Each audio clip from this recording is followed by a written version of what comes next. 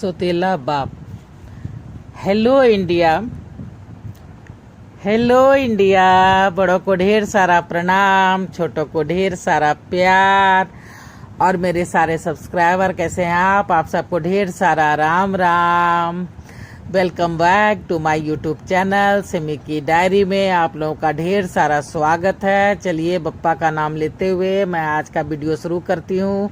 जैसा कि आप लोग जानते हैं मैं ढेर सारी हिंदी कहानियाँ लिखी हूँ, तो उसी में से एक कहानी जो संसार के ताने बाने से है तो उसे मैं रखने जा रही हूँ। आज उसका शीर्षक है सोतेला बाप। तो चलिए आज आप लोगों के समक्ष रखने जा रही हूँ सोतेला बाप का पहला पार्ट। तो देखिए कैसा लगता है, तो लाइक कीजिए, सब्सक्राइब कीजिए और मेरी कहानी का आनंद लीजिए। तो चलिए मैं शुरू करती हूँ सोतेला बाप।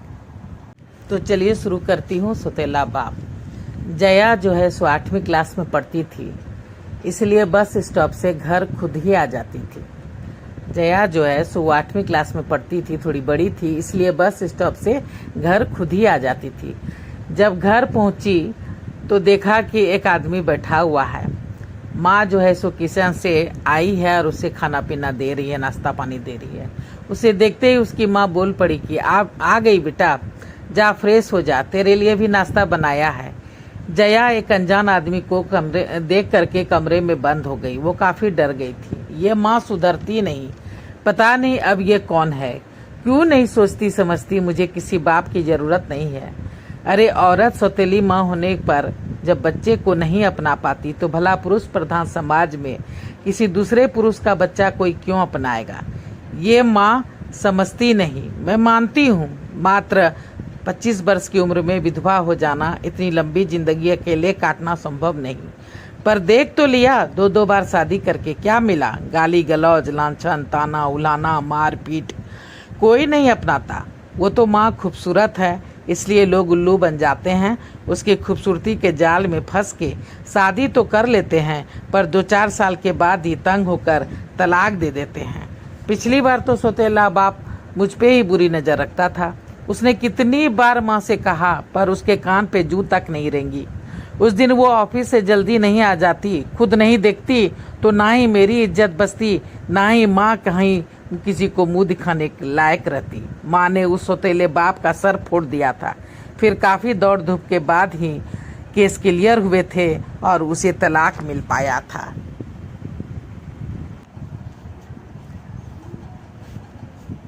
शहर में काफी थू हो गई थी। तभी तो इतने कोसों दूर इस अनजान शहर में दोनों माँ बेटी आके बस गई थी। बड़ी मुश्किल से भाड़े पे ये घर मिला था। माँ के ऑफिस वाले अच्छे थे, सो पैरवी करा के माँ को नौकरी यहाँ लगवा दी थी। 2 साल तो कितने सुकून से बिता, पर ये माँ नहीं सुधरने वाली। पूरे 35-38 वर्ष की हो गई होगी, पर प्यार का भूत है कि सो छोड़ता ही नहीं। जया अपने में ही खोई थी कि किवाड़ खटखटाने की आवाज आने लगी। वो झुंझला उठी, क्या है माँ, बाहर आना, भूख नहीं लगी है। नहीं, मुझे नहीं खाना, मैं अभी फ्रेश भी नहीं हुई हूँ। ठीक है। वो बाहर नहीं निकली। 3-4 घंटे के बाद जब किवाड़ खुला तो देखा माँ हॉल में लैपटॉप पे अपने ऑफिस का काम निपटा रही है। उसे देख के मुस्कुराई, जा किचन में कुछ खा ले, भूख लगी होगी। वो माँ का मुस्कुराता चेहरा देख के गुस्सा पी गई। बाहर है मेरी माँ, अपनी खूबसूरती और मुस्कुराहट का जादू तो मुझ पे भी चला देती है। उसकी सहेलियां अक्सर उससे कहती, तेरी माँ तो बहुत खूबसूरत है, तू उसकी तरह नहीं है, लगता है अपने बाप पे गई है। वो जल भून जाती। अपने बाप को तो कभी देखा नहीं था, वो तो पेट में ही थी जो वो मर गया। और 2 सौतेले बाप का अनुभव इतना बुरा था कि वो बाप का नाम सुनते ही वो उसे काट खाने दौड़ती। वो किचन में गई और नाश्ता, चिप्स, ठंडा सब ले करके अपने रूम में आ गई और टीवी देखते हुए खाने लगी। उसकी माँ भी जो है सो उठ के अपना लैपटॉप उठाया और कमरे में चली गई। दिन बीतता रहा। उस दिन के बाद ना ही उस आदमी को कभी जया ने देखा था और ना ही उसकी माँ ने उसके बारे में कभी उसे कुछ बताया। एक दिन जया बस स्टॉप से उतर कर घर आ रही थी कि कुछ लड़के उसे छेड़ने लगे। तभी पता नहीं कहाँ से वही इंसान आया और सबों को मार पीट करके भगाया। चलो बेटा, घर तक छोड़ दूं? नहीं, आप रहने दीजिए, मैं चली जाऊंगी।